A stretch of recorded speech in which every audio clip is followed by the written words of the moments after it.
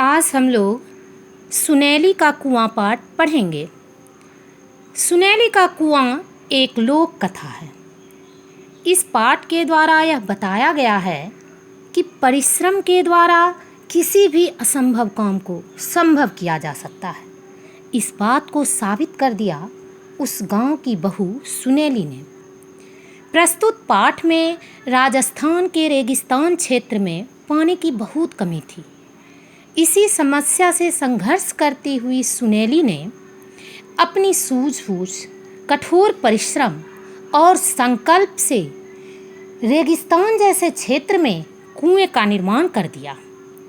अब इस पाठ के सारांश की तरफ आते हैं। राजस्थान और गुजरात की सीमा पर बसा एक छोटा सा गांव था नरसी की ढानी। राजस्थान के और गांवों की तरह यहाँ भी पानी की बहुत कमी थी। इसी गांव की एक बिंदनी थी सुनैली। बिंदनी मतलब होता है बहू। घर का सारा काम काज करती और दूर से पानी भर कर लाती। इससे शाम तक सुनैली थक कर चूर हो जाती थी।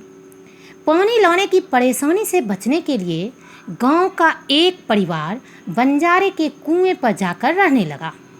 सुनैली भी चाहती थी कि उसका परिवार भी किसी कुएं के पास जाकर डेरा जमाए, परंतु परिवार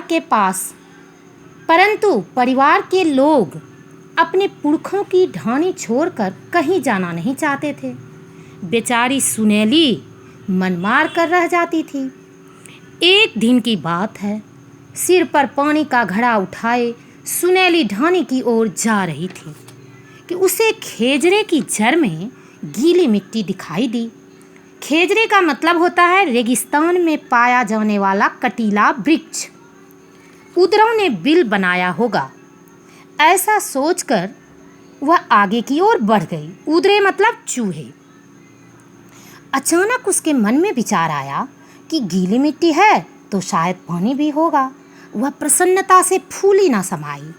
उसके पैरों को मानो पंख लग गए।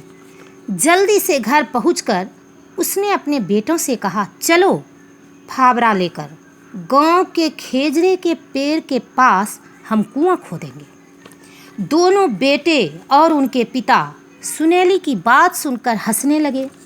उदरे तो हमेशा बिल बनाते हैं, या कोई नया कार्य तो नहीं। उसके पति ने उसे समझाया पर सुनैली ना मानी। पर सुनैली के मन में दृढ़ संकल्प था। उसने फावड़ा उठाया और खेजरे की तरफ चल दी। बहुत देर तक जब सुनैली ना लौटी तो बूढ़े ठाकुर ने बेटे को भेजा कि जाकर सुनैली का पता करो। बेटा वहां पहुंचा तो आश्चर्यचकित रह गया। उसकी माँ फावड़े से खुदाई कर रही थी। उसने माँ के हाथों से फावड़ा लेकर खोदना शुरू किया।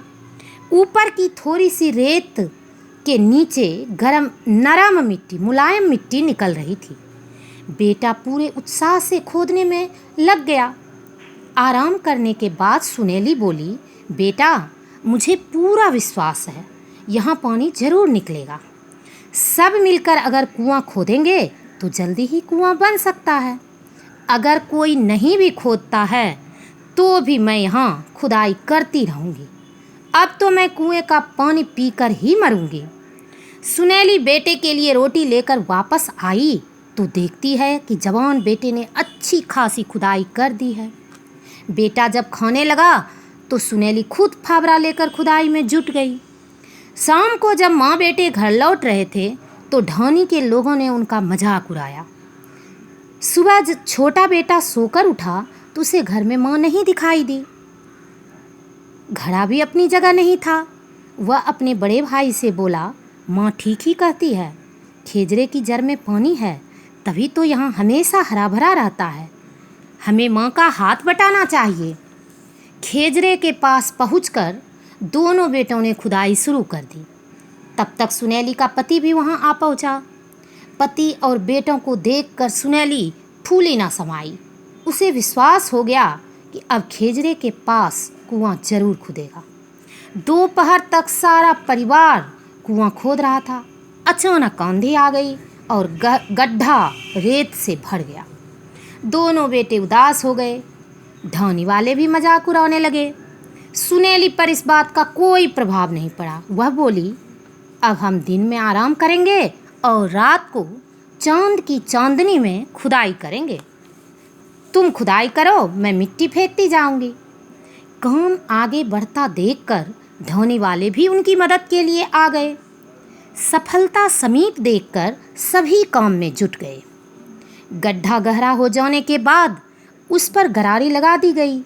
नीचे से खोदी गई मिट्टी तुरंत ऊपर खींच ली जाती और बच्चे उसे उठाकर दूर फेंक देते। एक दिन कुएं में गीली मिट्टी निकल आई।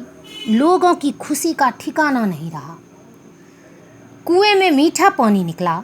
सुनेली तो मानो खुशी से पागल हो उठी। चारों ओर इसकी समझदारी और लगन की तारीफ हो रही थी। सुनेली के खोदे कुएं में पानी कभी खत्म नहीं होता है और लोग आज भी उसे सुनेली का कुआं कहते हैं।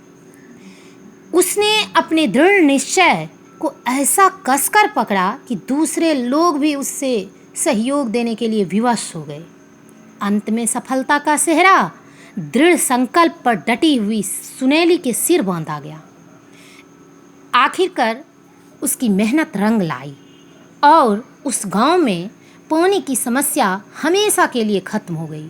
तो इस पाठ से यही सीख मिलती है कि अगर मन में उत्साह, लगन और दृढ़ संकल्प हो तो दुनिया का कोई भी काम नामुमकिन नहीं है। धन्यवाद।